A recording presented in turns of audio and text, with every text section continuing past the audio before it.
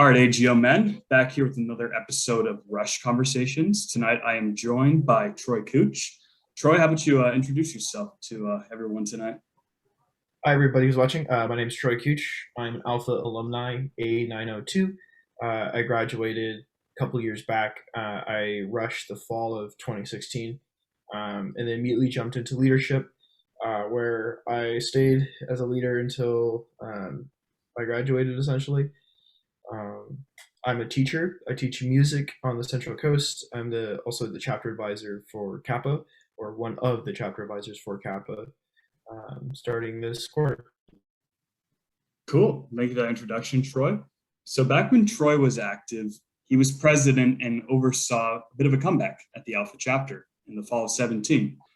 But to get to that, we got to get to the background a little bit first. So Troy, how would you tell about how the chapter was from when you pledged into that point and kind of paint the picture for everyone listening? Yeah. So my brother-in-law, who was at San Diego State at the time, told me I had to check out AGO when going to UCLA. I was like, sure, whatever, I'll do it.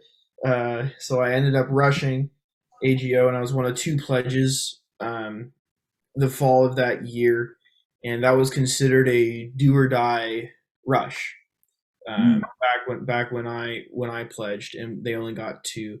And the reason it was a do or die rush is because there were four actives at that time. One was a senior. One was more or less considering, if not acting like an inactive, um, who later came back and really invested in the chapter in some really meaningful ways. And then two other individuals who were um, a sophomore and a junior. So they were older, and there was at most four of them Mm. when I pledged. And you, how many pledge bros did you have when you came in? One total. I had three total. Three pledge bros total. One dropped after a couple weeks, and then the two of us became actives at the end of all of it. The Mm. remaining two. So when over those next two quarters, jumping in as an active brother, what things happened and how it shaped the outlook for the year, your second year? Sure. So once I became an active, that winter rush was. I mean, I don't really know I can't really remember what the feeling of the active class was going into winter rush after mine, because mine was considered. I mean, two isn't great, especially when the one they got was a junior already because I was a transfer, and the Mm. other one was a sophomore. Like we're not going to be there for all 4 years, um, and so I think the prognosis was still really really bad. Mm. Uh, and so once we got into fall rush, we got three rushies, and the prognosis, honestly, from my perspective, was also bad. There was one underclassman and two transfers as well. So again, some older guys who wouldn't be around very much. But those three we got in the winter after I became inactive were tantamount to the changing of the culture at UCLA, as well as like how we thought about Rush, and how we approached Rush for the following semesters. Mm. Because typically winners usually down for Rush. Fall's the really big one on the Nice. quarter system. So we got more in the winter than we did in the fall, which was a plus. Um, and who we got was also a really big plus. And so when we went into fall of the next year, we had a good understanding of what we wanted it to look like, and then I think that really, really was impactful for us is also who we got during Mm. that. Talk about that. Like, define what you wanted to look like, what you wanted the chapter to look like heading to the. Yeah, yeah. So in terms of a culture, uh, there was a little bit of drama going on at UCLA. I think there was a lot of scar tissue and a lot of hurts uh, from past years and things, and so um, from the outside looking in, you can tell if a group of guys. It's really obvious with guys if like they're gelling or they're not. Um, Totally. And then when we got some new bloods into new blood into the group and some fresh faces, I think a lot of guys took a huge like deep breath, and we were able to become really really good friends with each other. We had game nights going on once a week, and these were completely informal, but like every guy was there. It was really fun. We had study nights that were completely informal, unplanned, and every guy was there. We'd roll out to dinner on like a Tuesday. Our outreach became really popular. Our Bible studies were always full with the guys. People started bringing friends from AD Chi to our Bible studies, and so um, we became a lot more open and engaged. I think in the fraternity, and then when it came to Rush, we kind of changed our perspective from uh, how do I best describe this? I think oftentimes when we look at church or anything like that, it's like people go to you, and I think that's really problematic. We need to go to people, and we need to sell ourselves to those people. In the 21st century, it takes a lot of convincing to get someone to believe in Jesus, and I think this is right. And I think this is a dramatic shift in culture, nationwide over the last 100 years, where you back in the like 40s, 50s, everyone had a baseline of belief in Jesus, and so if you convicted them to go to church, like, hey, do you know where you're gonna go when you die? Are you right with Jesus? People felt convicted by that, and so I think oftentimes it's like, hey, you need to be in a like a spiritual brotherhood. That would be enough conviction to get people to join AGO. Just saying, hey, you should find something. We're something. Come find us. But now it takes a lot more convincing, right? Well, how do you know there's a God? You have to have proof, and even if there is a God, the way you worship God isn't right, and so you have to walk a certain way to make it happen. And so more and more, we have to go reach people and convince people to join us. And so I think our mentality shift from we're available, we got a booth, come see us, to we're going to go find you and we're going to sell ourselves to you. And so that was a dramatic shift in how I think we approached both our ministry and our Rush that really made a positive change. Right. Yeah. Pursuing guys rather than them coming to you. That's really good. So talked about like what that looked like. Like, what did you talk about with these guys? What did you, speak of to convince them to pledge your chapter? Yeah. So after 2016, we kind of stabilized a little. We had 6 new actives over the course of the year, 2 in the fall, 3 in the winter, 1 in the spring. So we had a pretty good core at that point of 9 guys, 10 guys. And then going into the next year, one of the really big things was outreach over summer. One of the main reasons that most of us rushed to begin with was from the 2016 was the fact that we had connections to AGO. For example, I only joined AGO because my brother-in-law told me to. Caleb Hancock knew about AGO from Daniel Hancock at San Diego State telling him about us. So they had that connection. Another one of us had a connection from a friend, and then my pledge bro had a connection from Long Beach. So like half of our pledges from 2016 joined simply because someone from another chapter told them to join us. So that was like the case of people coming to us, which by the grace of God actually worked out. But in 2017, we realized, we need to find people. We need to get out there. We need to like get on people before they come to college even and start getting those wheels moving. So one of the biggest things we did was during Bruin Week or whatever it's called in the spring, when you get your acceptance letters and you accept your offer and you're going to go to UCLA in the fall. You can go to UCLA for like 2 days in the spring, walk around campus, talk to financial advisors, check out clubs and things like that. That was like our blitz day. All hands on deck. Everyone's there. We had a booth, but the booth is there. There's a couple people always manning the booth, but more importantly, we're walking around and talking to people, and that was huge. So I think out of that, we got like a list of like 45 guys who we each assigned one person like 9 numbers from that list, and your job was over summer building that relationship up. Hey, if you're in Los Angeles, if you're checking out UCLA, if you're like looking at the dorms, stay at AGO for the night. It's free rent. And then you can check out the house, you can check out the guys. We're over here over summer. So we were starting our recruiting process for the fall back in the spring. And of course, by now we're a little late in the game for that kind of advice. But I think going in the future, I think that's a really big positive, is getting as many numbers as possible from that. I understand that's not really helpful for the Cal States as well because of their recognition status with the state, but I still think like you don't need a booth to make that happen, right? You don't even need a shirt like, hey, I represent this Christian Brotherhood. Are you interested? No? Okay, I'll see you later. Go on the next person. Hey, I represent, just find people at these events. You don't even have to like have a shirt on, just have a business card and, be gritty with it. And just try and get yourself a list of names that you can call.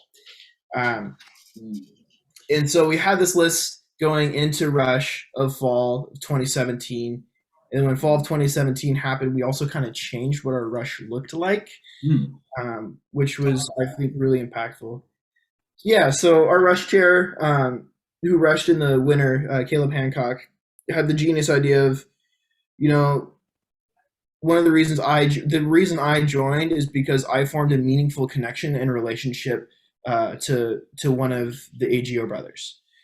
That's the reason I joined, and I think that's the main reason why people do join, is because there's some form of meaningful connection there. Absolutely. So our rush event should facilitate conversations to create these connections. We shouldn't have rush events that disallow actives from talking with rushies.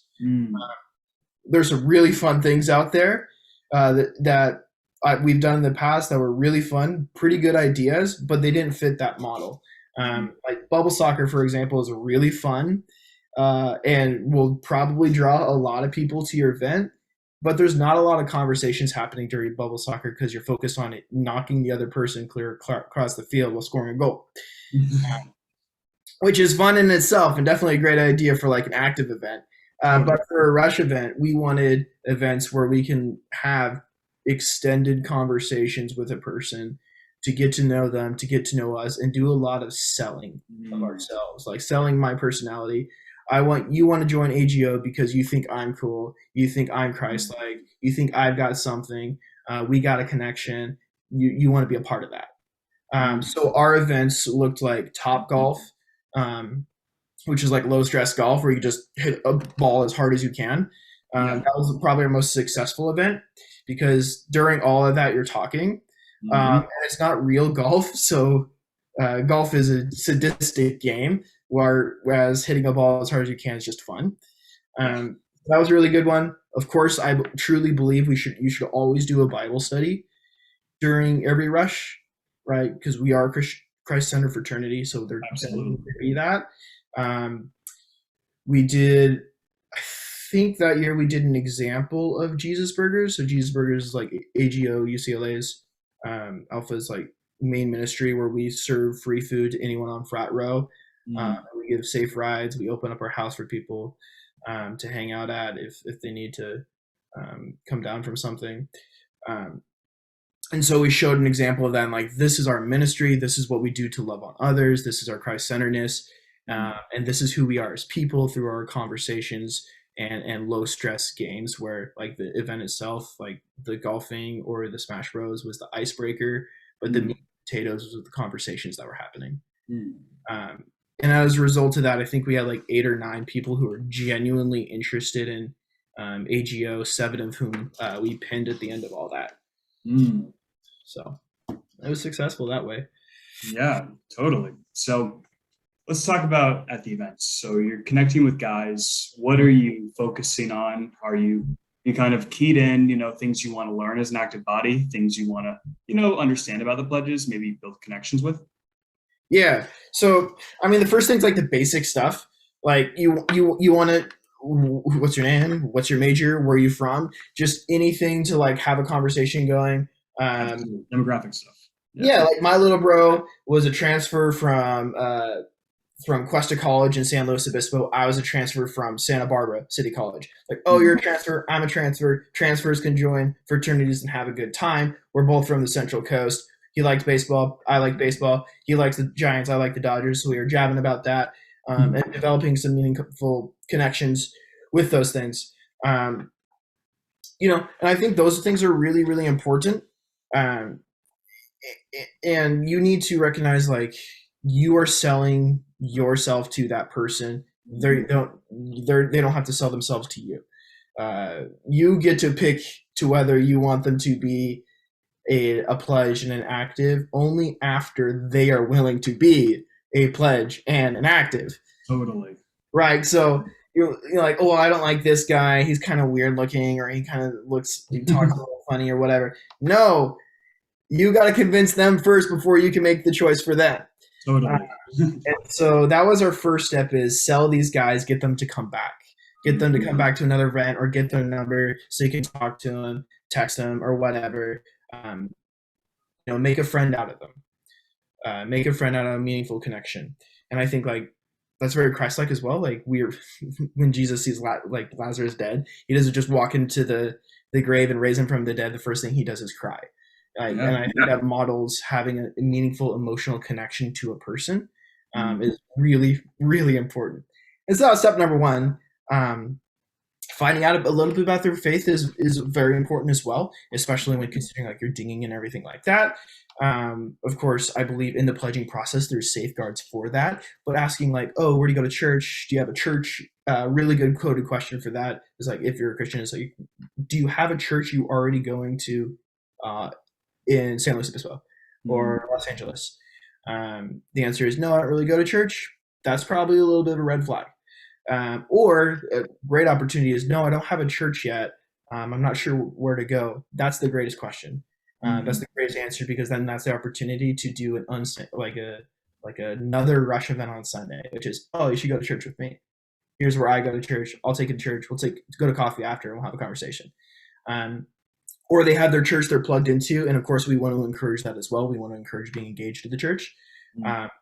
So asking a question like that's really important as well. But again, I think that comes after you've sold yourself to that person, or you're having these conversations where they're liking you, you're liking them. It's a good relationship, and then you kind of like, oh yeah, totally. So where do you go to church? Do you have a church? And things like that. And then you start pulling those weeder questions to make sure they are Christ-centered, or Christian, I should say. Because, and I think this is super important, it doesn't matter how many guys you get if they're not Christians, right? If they're not of God, it doesn't matter. Because at the end of the day, I would rather see AGO die than become non-Christ-centered. Me too. Yeah, and I that's the first statement on our statement of faith, right? So, like, we literally are going to live or die by that. And so it is truly important. So don't stress the numbers, stress the guys, stress the quality of the guys. I think that's an important bit too. Yeah. Drive quantity not drive quantity, but drive quality of guys. Yeah, absolutely. Where you've got quality guys to pick from, right? Mm-hmm. That's good. That's good. So talk about the results. So you pinned 7-8 guys from this rush? Yeah, I think 6 made it to, because you have week 0, you explain all the stuff. We got 6 total from that. Of those 6, 5 activated. Of those 5 that activated, all 5 either stayed all the way through or came back at the very end, which is pretty cool to see from one of them. So it was a really successful pledge class. And then the one after that, we got 2, and those guys are both really, really successful. It's really awesome as well. And the great thing about this, the best thing about all of that is all of them were freshmen. And that helps secure the longevity of Alpha for 4 more years, at least. So I was a transfer. Transfers are super, super valuable. We provide a lot of maturity and willingness to step into leadership roles quickly. But freshmen are also valuable because they provide longevity of the fraternity. So how did y'all specifically reach freshmen, being a chapter of primarily older guys, I know that's a great question. God. I mean, I don't know. So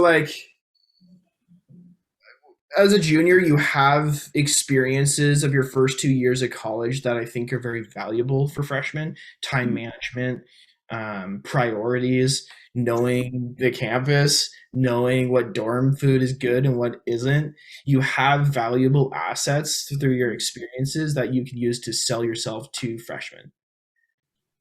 That's good. That's good. So it's like a source of wisdom, like guidance, is Yeah, more. but you're also only 2 years older than these guys. Like, Totally. like I mean, we had some older guys in the chapter, but I mean, they were super cool, and I don't know. I don't think age is usually an issue when it comes to rushing. Mm, it's good. It's good. Those are good. Those are good points to remember. So, kind of like reflecting now on kind of the scope of things, Mhm. we've talked about a few takeaways, selling yourself rather than, pursuing guys, connecting, putting the work in before rush, all fantastic points. Is there any other lessons, points of wisdom that you have that you'd like to impart on the guys Yeah. who are, you So this is something that Alpha really believed in. I think it was quite successful for us. Was the idea of um, get him going, get him pinned, get him in, which is the idea of get him going to rush events, get him pinned as fast as possible, get the process going of becoming an active, and make them inactive as fast as possible. We've had several disagreements with other chapters on the length of rush.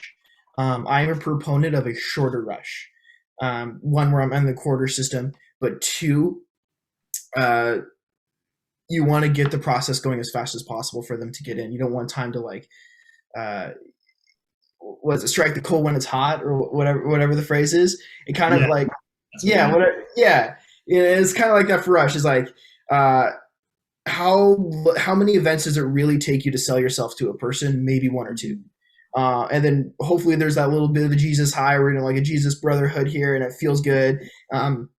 You're spiritually motivated. That's when you want to get those guys.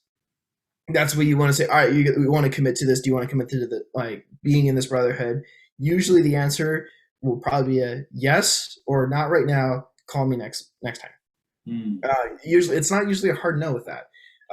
With a longer rush, you run the risk of people losing interest, understanding what their course load is actually going to be and getting terrified by that, and not having the time commitment or willingness to commit the time mm, to a fraternity, get swooped up by a couple different Christian ministries on mm, campus. And so they're like, well, I'm already going to like this ministry and this ministry and this ministry. I don't think I need something else. Uh, mm. Getting a job, or falling in love with the secular culture and falling away right away, which is what 50% of all college students do within like the first month of going to college. Unfortunately, Uh, yeah. yeah.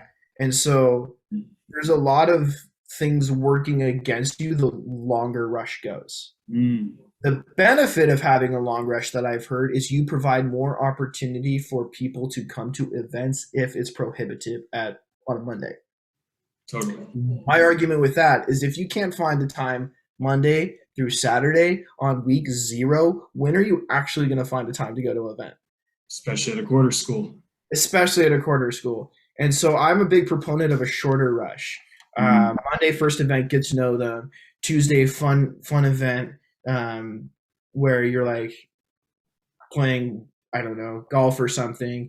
Thursdays like your Bible study night, your ministry night. Friday you're asking, and then Sunday you're taking them to church, filling some stuff in between, and then on Monday, start of the new week, they're pledges or they're not.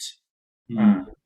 And I think that's was helpful for us as well as get them while they're interested. Don't give them the opportunity to be dissuaded by their course loads or other responsibilities they have. That's good. That's so good.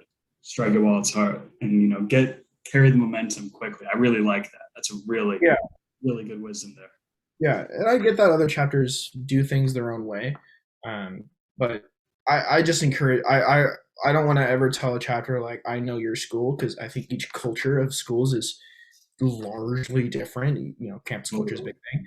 Um, but it's something I do want to encourage chapters who do have a longer rush to reconsider at the very least. Just look at their thing and do we have an event here that disallows us from engaging with our rushies on a deep and emotional level and spiritual level? If so, is that worth the money and the time? And if it's not, can I fill it with something else? And if I can't, can we cut that? So questions like that. It's good questions. That's great stuff, Troy. So any last remarks you got for as we kind of close out here tonight? Yeah.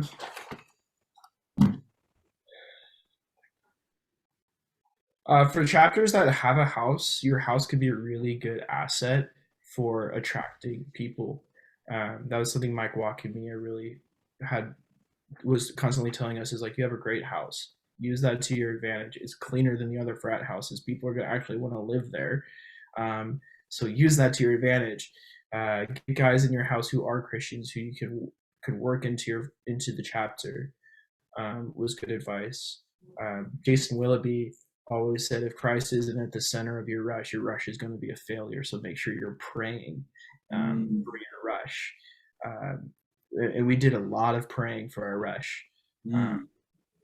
And that was super important.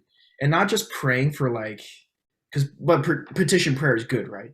Like asking God for provision and asking him to send us guys, but also praying for like emotional and spiritual well-being in ourselves if we fail, or if it's not in better words, not in God's will to provide us guys right now, and us being okay with that. I had a really hard time when I was president the first quarter. We had like one rushie and I was really upset with myself. He turned out to be amazing, by the way. But I was really upset with myself that I only got one. And that wasn't a great feeling. And I think it was also an incorrect response. It should have been, thank you for who I got. Made this like Jesus feeding 5,000 with like 3 fish and a loaf of bread. Like what you're going to get, if it's in the will of God, will satisfy your needs. And so being an emotional and spiritual place where whatever happens in a couple of weeks for you at Rush, it's in God's will and it's going to be okay. So good. That's right. If we're Christ-centered fraternity, Christ comes first in everything that we do, center of everything that we do. That's right on the money there. Good stuff, Troy. Thank you. Well, Troy, I just want to say I really appreciate you taking time out of your Friday night here to come and share these tidbits, these great pieces of advice. And thank you all for everything that you do for us. Yeah, try the best I do. And hope you have a good night here. You too. Bye.